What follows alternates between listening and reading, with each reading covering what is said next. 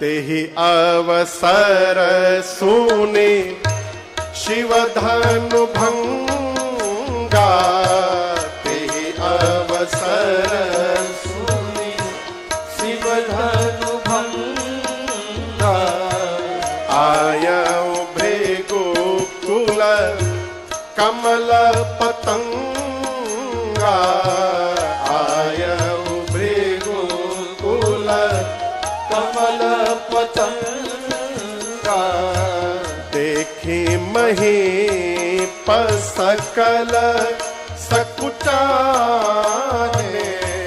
देखी महीप सकल सकुचाने, पाज झपट जनु लवा लुकाने, पाज झपट जनु लवा लुकाने, गौर शरीर भूति भल भाजा, और शरीर भूति भल भाजा, भाल विशाल त्रिपुंड विराजा, भाल विशाल त्रिपुंड विराजा, शीश जटा शशि वदन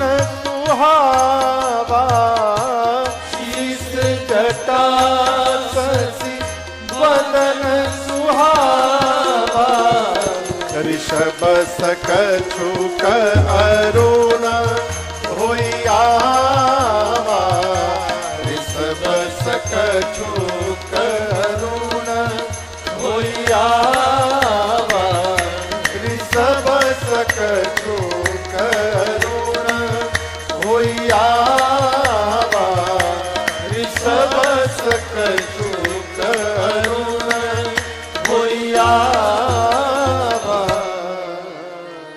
उसी समय तेही अवसर सुनी, क्या सुनकर शिव धनु भंगा, शंकर जी का धनुष जब टूटा तो उसके टूटने की आवाज केवल मिथिला में नहीं रही, तीनों लोक में गई, धरती आकाश पाताल।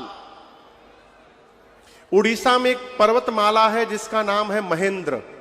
का नाम है? उसी महेंद्र पर्वत पर परशुराम जी तपस्या करने बैठे थे। सरकार, धनुष के टूटने की टंकार उनके कान में भी पहुंची और आवाज सुनते समझ गए कि ये तो भगवान शिव के पिनाक के टूटने की ध्वनि है। अब आप सोचिएगा कि शंकर जी का धनुष टूटा तो इनको क्रोध क्यों आ गया? प्रश्न है ना। तो शंकर जी का टूटा शंकर जी जाने। श्री परशुराम जी के पास दो धनुष थे। कितने? एक शंकर जी का और एक भगवान श्री हरि का।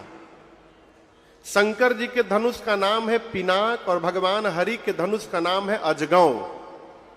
एक ही आदमी दो दो धनुष लेके काहे घूमेगा?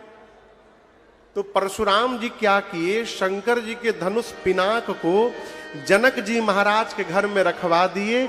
कहें कि ये मेरी अमानत है, आप अपने घर में रखिए, हम बाद में आपके यहां से लेके जाएंगे। अब मेरा प्रश्न है, कोई व्यक्ति आपको आपके घर में अपन साइकिल खड़ा करके चला जाए, आप उसका साइकिल नीलाम कर दीजिएगा? नहीं करिएगा ना। पिनाक टूटा कैसे? परशुराम जी ध्वनि सुनते आवेश में आ गए, उसी रूप में पहुंचे हैं। गोस्वामी जी ने उनके स्वरूप का वर्णन किया है। कैसा स्वरूप है? गौर शरीर भूति भल भ्राजा।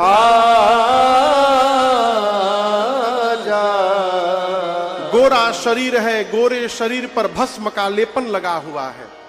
भाल कैसा? भाल समझते हैं? भाल माने कपार, ललाट। भाल कैसा है? विशाल, ललाट बड़ा है। जिस मनुष्य का ललाट जितना बड़ा होता है वो उतना अधिक सौभाग्यशाली होता है। बाल उड़ला के पहले उड़ला के बाद तब देखिए ना पंडित जी का हैजा से लेके हैजा ले कपारे बहीजा।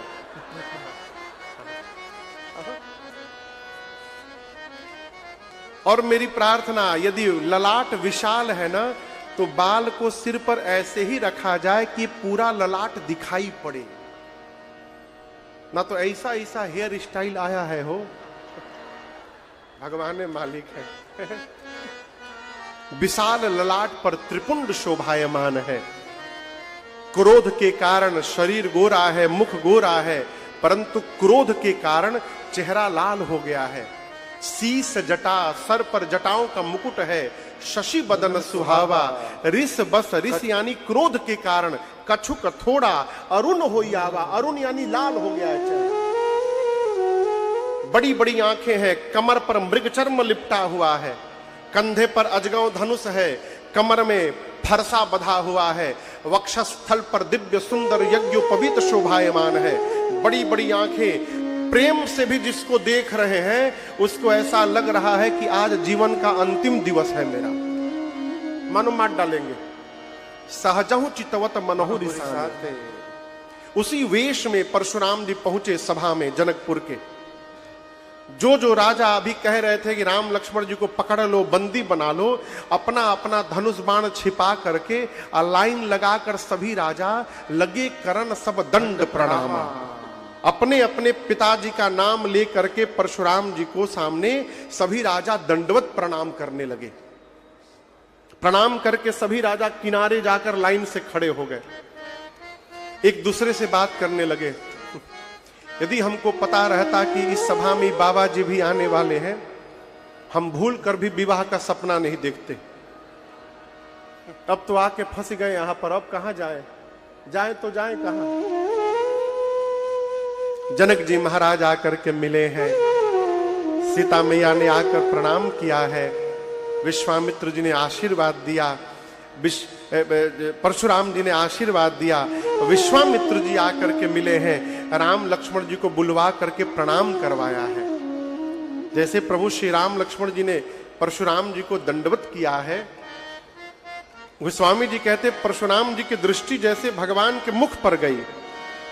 राम ही चितई रहे थकिलोचन,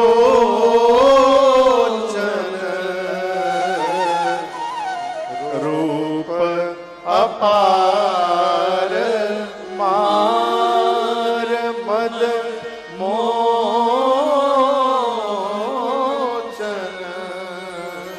भगवान के सौंदर्य का दर्शन करके श्री परशुराम जी अपना सब सुध बुध खो बैठे। राम जी को निहारने लगे, अब मन ही मन सोचने लगे, तेरी मंद मंद मुस्कनिया पे, तेरी मंद मंद मुस्कनिया पे, अरे बलिहार राघो जी,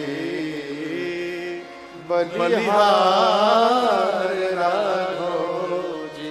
गोस्वामी जी कहते हैं बहुत देर तक निहारते रहे, बहुत देर तक।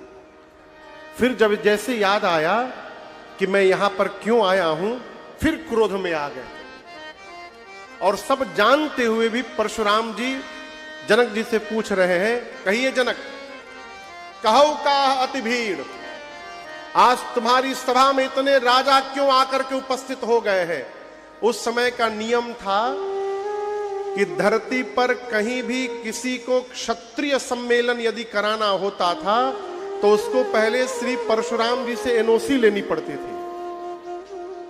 भैया, जब तक परशुराम जी एनओसी लिखित नहीं देते थे, नो ऑब्जेक्शन सर्टिफिकेट, तब तक क्षत्रिय सम्मेलन नहीं हो सकता था।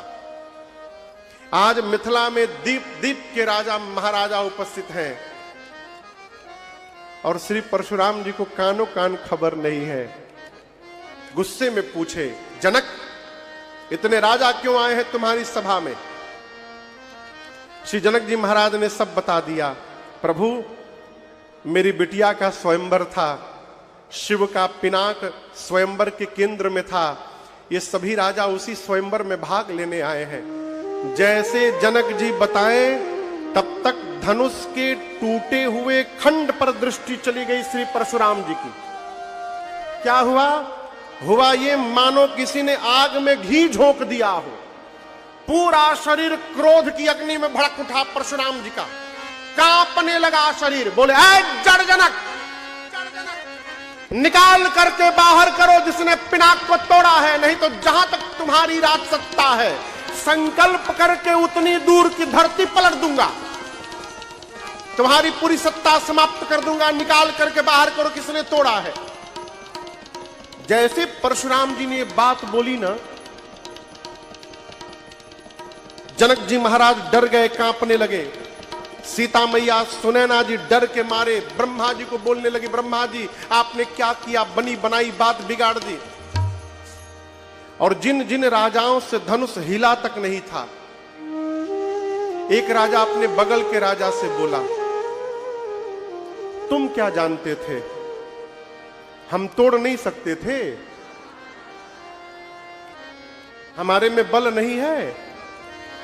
हम जानते थे कि टूटने के बाद ये बवाल होने वाला है यहां पर, हम पहले जान गए थे कौन आफत में पड़े, इसलिए हम गए चुपचाप नाटक करके चले आए। हम तोड़े, जानबूझ के नहीं तोड़े हम। तो दूसरा राजा बोला, तो हम गंवा रहे का, हम भी जानते थे कि बाबा जी आने वाले, हमको पहले से सूचना मिली हुई थी, इसलिए हम भी नहीं तोड़े। राजा एक दूसरे से डींग हाँकते हैं, हम मन में अपने भगवान से कहते हैं, जय हो प्रभु, आपकी लीला बड़ी अपरंपार है नाथ। हम इतना प्रार्थना किए कि हमसे टूट जाए, अब पता चला आपने हमसे क्यों नहीं तोड़वाया। यदि हम तोड़े होते ना तो बाबा जी आज हमको तोड़ देते। पूरी सभा डर के मारे कांप रही है और सबको भयभीत देख करके मेरे प्रभु श्री रघुनाथ जी स्वयं परशुराम जी के आगे आए और आ करके राम जी कहते हैं, प्रभु नाथ शंभु धनु भंजनिहारा, नाथ शंभु धनु भंजनिहारा, होए केउ एक दास तुम्हारा, होई केउ एक दास तुम्हारा, आय सुका कहिय कीन मोहि, आय सुका कहिय कीन मोहि, सुनी रिसाई बोले मुनि कोई, सुनि साई बोले मुनि कोई, सुनि साई बोले मुनि कोई। श्री राम जी ने आकर परशुराम जी के आगे ये नहीं बोला कि मैंने तोड़ा है, ये नहीं कहा कि किसने तोड़ा है, मैंने तोड़ा नहीं बोले। प्रदीप जी क्या बोले, प्रभु इस धनुष का भंजन करने वाला अवश्य कोई आपका दास होगा। कौन होगा? राम जी कहना चाहते हैं कि इतना बड़ा कार्य वही कर सकता है जिस पर आपकी कृपा हो और आपका आशीर्वाद जिसको मिले। तो आपका आशीर्वाद किसको मिलेगा? तो आपके किसी दास को मिलेगा। तो प्रभु ये आपके किसी दास ने किया है। इतना कह के राम जी कहते हैं कि कहिए क्या आज्ञा है मेरे लिए। इस वाक्य को कहकर राम जी ये भी स्पष्ट कर दिए कि वो दास सामने ही खड़ा होकर बोल रहा है, कहिए मेरे से हो गया है, क्या आज्ञा है मेरे लिए। लेकिन क्रोध में ना सीधी सी बात भी समझ में नहीं आती। क्रोध की अवस्था में समझ में बुद्धि कुंद हो जाती है। राम जी बोले किसी दास ने किया है। राम जी भी बोल सकते थे मैंने किया है, लेकिन ये मैं बहुत खतरनाक है। असली लड़ाई मैं की ही है। मैं, हम तो हम। और जो जितना मैं में लिपटा है वो उतना परेशान है। मैं से बचिए। बतिया बुझाता है? जब आप करेंगे तो आपको नहीं बताना पड़ेगा, जगत आपके विषय में बताएगा। हमारे पूज्य महाराज श्री बहुत पहले हमसे कहे थे, राजन जीवन में कभी बेटा शोर मत करना, काम ऐसा करना कि शोर होने लगे। तुम शोर मत करना। होत काबा हम ही बताओ, मैं परेशान बनी अपना बारे में। हम फूफा हैं। काहे के फूफा ही हो? एक बड़े अच्छे साधक हुए, प्रातः स्मरणीय पूज्य श्री गीतानंद जी महाराज कहते, जो तुम दिनवा भर ये मैं करते रहते हो, कभी सोचना तेरे मुख को कौन बोलता है।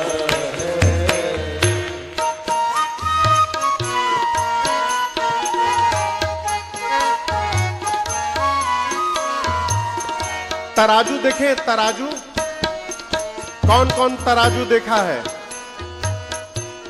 हाथ वाला। मुख बोलता है या तू बोलता है? कौन बोलता है? पैर डोलते हैं या तू डोलता है? इस मैं से बचिए। मैं बहुत खतरनाक है साहब। राम जी नहीं बोले मैंने तोड़ा है, क्या कहा? प्रभु आपके किसी दास ने तोड़ा है, कहिए क्या आज्ञा है मेरे लिए। परशुराम जी बोले, राम सेवक उसे कहते हैं जो सेवा कार्य करता है। जिसने शिव के पिनाक को तोड़ा है वो मेरा दास नहीं हो सकता। वो सहस्त्रबाहु के समान मेरा शत्रु है, सहस्त्रबाहु के समान। बहुत कह दिया, मैं आखिरी बार कह रहा हूं। यहां जितने राजा आए हैं उन्हीं में से किसी ने तोड़ा होगा ना। जितने राजा आए हैं, आखिरी बार कह रहा हूं, सभी ध्यान से सुनो। जिसने भी शंकर के पिनाक को तोड़ा है, अपने आप कतार में से बाहर निकल के आ जाए। अपने आप बाहर निकलो। जिसने तोड़ा है, न तो मारे जय हई सब राजा। यदि बाहर नहीं निकलेगा तो जितने राजा हैं सबको मार दूंगा। आज सब मारे जाएंगे। अब जब परशुराम जी ने ये कही कि सबको मार दूंगा, अब राजा थर थर कांपने लगे। लाइन लगा के राजा खड़े हैं। एक राजा बगल के राजा से बोला, बताओ ये कोई बात होती है? राम जी गए, उनको सीधा सीधा बोलना चाहिए कि मैंने तोड़ा है। जाकर ऐसा बात घुमा दिए हैं कि आपके किसी दास ने तोड़ दिया। आई बाबा जी समझ ही नहीं पा रहे कि दास सामने खड़ा होकर बोल रहा है। स्पष्ट बोलना चाहिए उनको। उस राजा ने कहा, एक काम करो, तुम जाके बता दो। तुम जाके बता दो कि राम जी ने तोड़ा है। उस राजा ने कहा, अच्छा बाबा जी बोल रहे हैं, जे तुड़ले बा लाइन में से बाहर निकलो। कह रहे हैं कि जो तोड़ा है अपने आप लाइन से बाहर निकले। अब तुम कह रहे हो कि मैं लाइन से बाहर निकल के बता दूं। मैं जैसे लाइन से बाहर निकलूंगा बताने, बाबा देखेंगे, अरे लागत ही निकलल बा, ये तुड़ले बा। मैं उनके पास पहुंचूंगा, उसके पहले वो हमको तोड़ देंगे। राजा ने कहा, मरेंगे तो सब मरेंगे, हम अकेले नहीं मरने वाले। अब राम जी मन में सोचे, अब हम कैसे समझाएं इनको। लक्ष्मण जी आए राम जी के पास, बोले, भैया कैन आई ट्राई? मैं एक बार प्रयास करूं? राम जी बोले, करो। लक्ष्मण जी गए परशुराम जी के सामने। कल्पना करिए कोई आदमी बहुत गुस्से में हो, बहुत गुस्से में, और उसके कोई सामने जाकर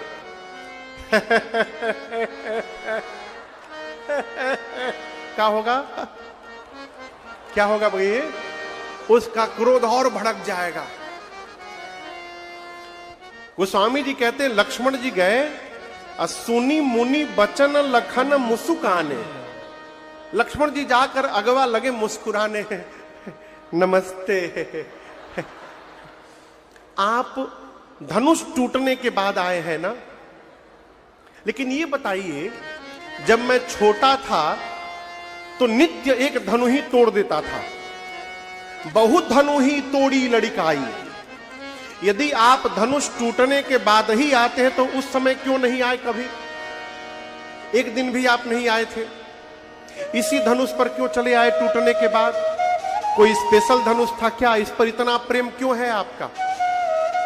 परशुराम जी बोले, रे रे रे रे नृप बालक, तू नहीं बोल रहा है, तेरा काल तेरे मुख से बुलवा रहा है। शंकर के पिनाक की तुलना तू छोटी सी धनुही से कर रहा है, मूर्ख। लक्ष्मण जी बोले, सुनिए, धनुही हो चाहे बड़का धनुखा हो, दोनों का एक ही काम है, बाण चलाना। और आप तब से पूछ रहे हैं किसने तोड़ा?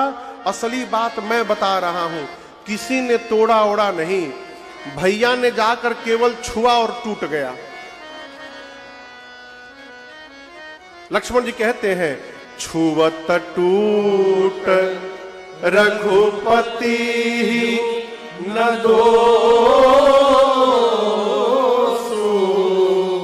भैया का कोई अपराध नहीं, भैया ने टच किया टूट गया, आपको पता ही नहीं। जनक जी ऊपर से केवल पॉलिश करवा के रखे थे, भीतर भीतर खोखला हो गया था एकदम।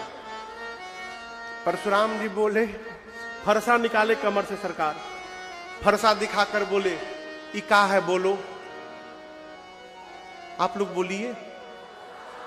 हाँ फरसा, केहू तौलिया ना बोली। परशुराम जी पूछे क्या है? लक्ष्मण जी बोले फरसा। बोले फरसा नहीं है, 21 बार धरती को क्षत्रिय विहीन इसी फरसे से किया हूं। कितनी बार? 21 बार। बाल ब्रह्मचारी अति क्रोधी हूं मैं, केवल मुनि महात्मा मुझे ठीक से जानते हैं। विश्वास न हो तो पूछ अपने सदगुरुदेव भगवान से। तू बालक है इसलिए तुझे छोड़ के रखा हूं, बालक जान करके। लक्ष्मण जी हाथ जोड़कर बोले, मैं बहुत भाग्यशाली हूं, मैं बहुत भाग्यशाली हूं। परशुराम जी बोले क्यों? लक्ष्मण जी बोले, पहली बार जीवन में ऐसे वीर का पाला पड़ा है जो अपनी प्रशंसा अपने मुख से करता है। सबकी प्रशंसा जगत वाले करते हैं, आप अपनी प्रशंसा स्वयं करते हैं। लेकिन एक बात समझिए, ये बात बात में फरसा न दिखाइए। हमारे कंधे पर भी धनुष है, हम कोई कुम्हड़े की बतियां नहीं है जो तर्जनी देख के डरा जाएंगे। परशुराम जी बोले, ये बात है तो युद्ध के लिए तैयार हो जा। लक्ष्मण बोले, हम आपसे लड़ेंगे नहीं। परशुराम जी बोले, हार मान गए? लक्ष्मण जी बोले, नहीं, रघुवंशी कभी हार नहीं मानता है।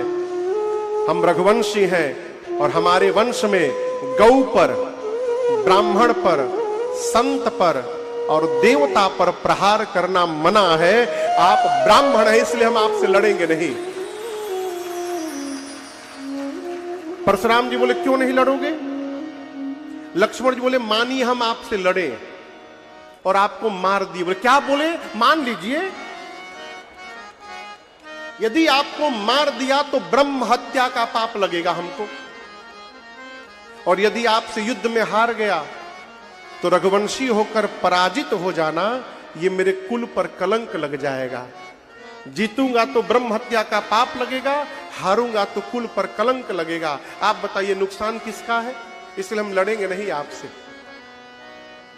परशुराम जी ने विश्वामित्र जी से कहा, तुम्हारा चेला ये मंद बुद्धि का बालक, ऊपर से जितना गोरा है भीतर से उतना काला है। ये जब मुंह खोलता है कड़वा बोलता है। राम जी बोले, मुनिवर किसकी बात पर आप आ गए हैं? लक्ष्मण अभी छोटा बच्चा है, जिसके दूध के दांत भी नहीं गिरे हैं अभी। बड़े लोग बच्चों की बात पर ध्यान नहीं देते हैं। तब तक लक्ष्मण जी बोले, इतना ही प्रेम है तो किसी को बुला के जुड़वा लीजिए। परशुराम जी बोले, देखो फिर बोला ये। राम जी शांत करते हैं, कहते, मुनिवर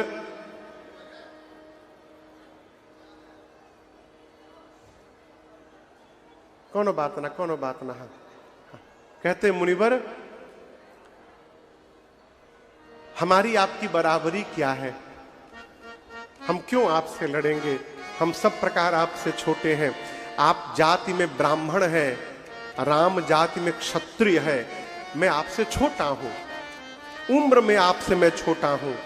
और तो और मेरा नाम केवल राम है, आपका नाम परशुराम है। आपका नाम भी मेरे नाम से बड़ा है। हमारी आपकी कोई बराबरी नहीं है मुनिवर।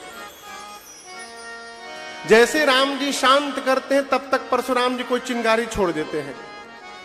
और मजे की बात देखिए, लक्ष्मण जी बोलते हैं तो परशुराम जी राम जी पर क्रोधित होते हैं। बोले तुम बुलवा रहे हो, तुम मीठा बोलते हो, इससे कड़वा बुलवा रहे हो।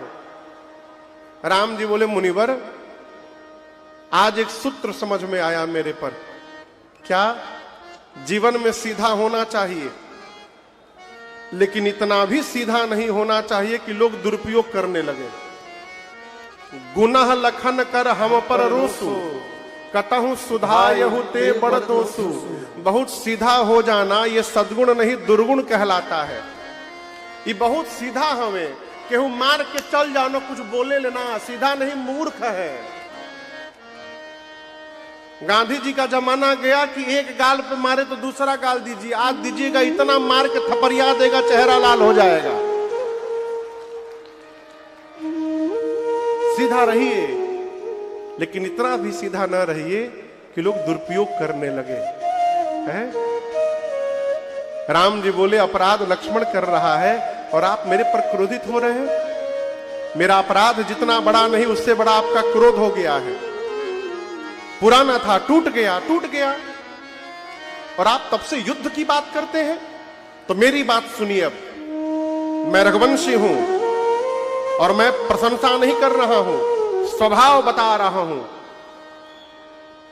रघुवंशियों के सामने युद्ध में यदि काल भी आकर खड़ा हो जाए, रघुवंशी काल से भी युद्ध करता है, पीठ नहीं दिखाता है। हम काल से भी नहीं डरते, लेकिन काल से भी युद्ध करने वाला राम रघुवंशी आज परशुराम से नहीं लड़ेगा। क्यों? आप ब्राह्मण हैं, और जो ब्राह्मण की चरणों में निष्ठा बना के रखता है वो पूरे संसार में निर्भय होके रहता है। इस रहस्य को मैं जानता हूं, मैं लड़ूंगा नहीं आपसे। जब राम जी ने ये बात कही ना, परशुराम जी की मति हिल गई। क्यों? ब्राह्मण में इतनी निष्ठा भगवान को छोड़कर कोई नहीं कर सकता। अब ये पता कैसे चलेगा राम जी भगवान है? कैसे पता चलेगा? तो दर्शन करिए। परशुराम जी के पास किसका धनुष है? भगवान श्री हरि का। सरकार, धनुष आप लोग देखे हैं ना, धनुष की डोरी हमेशा नहीं चढ़ी रहती। उसकी डोरी एक छोर पे बंधी रहती है और उसके बाद धनुष में लिपटी रहती है। जब युद्ध का समय आता है तो जो धनुष का स्वामी होता है, डोरी निकाल करके और धनुष पकड़ के नीचे झुकाकर उस पर डोरी चढ़ाता है युद्ध करने के लिए। भगवान के धनुष पर भगवान को छोड़कर दूसरा कोई प्रत्यंचा डोरी चढ़ा ही नहीं सकता। परशुराम जी सोचे यदि राम भगवान है तो इस अजगव पर प्रत्यंचा चढ़ा देंगे। इनको छोड़कर, भगवान को छोड़कर कोई नहीं सर चढ़ा सकता। परशुराम जी ने कहा, राम रमापति कर धन लयहु, खैचहु मिटाए मोर संदेहु। इसको खींचकर इसकी डोरी चढ़ाइए, अब मेरे संशय को समाप्त करिए। जैसे परशुराम जी ने धनुष दिया, बाबा कहते हैं, ए जिदेता चापया पोही चढ़े गया, देता चापया पोही चढ़े गया। परशुराम मन विस्मय परशुराम मन विस्मय भय, परशुराम मन विस्मय भय।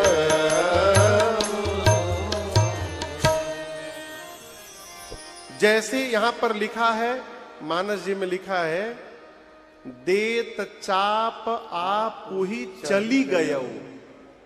जैसे परशुराम जी ने दिया, धनुष अपने आप चला गया।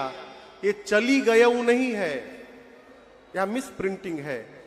देत चाप आप ही चढ़ी गयऊ, चली गयऊ नहीं, चढ़ी गयऊ। जैसे राम जी ने धनुष को हाथ में पकड़ा, उसकी डोरी, उसकी प्रतंचा अपने आप धनुष पर चढ़ गई। परशुराम जी ने जब ये दृश्य देखा, विस्मय हो गया, अरे ये तो भगवान है। 9 बार श्री परशुराम जी ने राम जी की जय जयकार की। बोलिए रामचंद्र भगवान की जय। 9 बार जय जयकार करके, क्षमा याचना करके, और उसके बाद वापस तपस्या करने महेंद्र पर्वत चले गए।